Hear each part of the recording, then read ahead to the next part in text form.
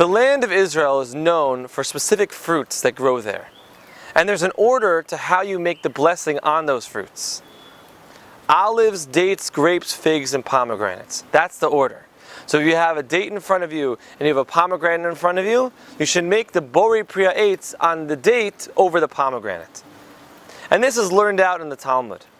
But that order is interesting, because if you look at the seeds, the olive, the seed is bitter. Then you have the date, where the seed already is sweet. You could roll it around in your mouth before spitting it out. Then you have the grape.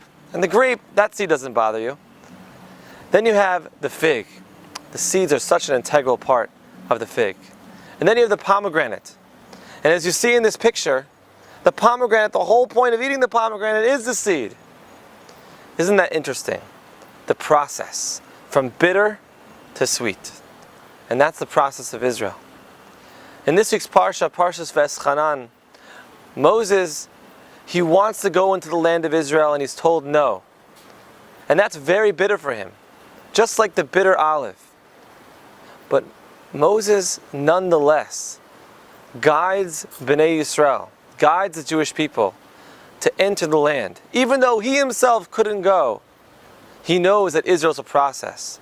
And although he had to go through the bitterness of not being able to go through the land, he planted the seeds so that the future generation would be able to go and would be able to have a great experience, to be able to flourish. 115 years ago, our parents, our grandparents, our great-grandparents, they had a dream. They had a dream that after 2,000 years, they would be able to have a Jewish homeland. And they took food off their plate, as Russell Robinson likes to say. They took their own hard-earned money and they saved up to give, to be able to plant trees, to build up the land of Israel. And although they themselves, many of them never actually got to witness the dream of having the land of Israel, they knew that Israel is a process.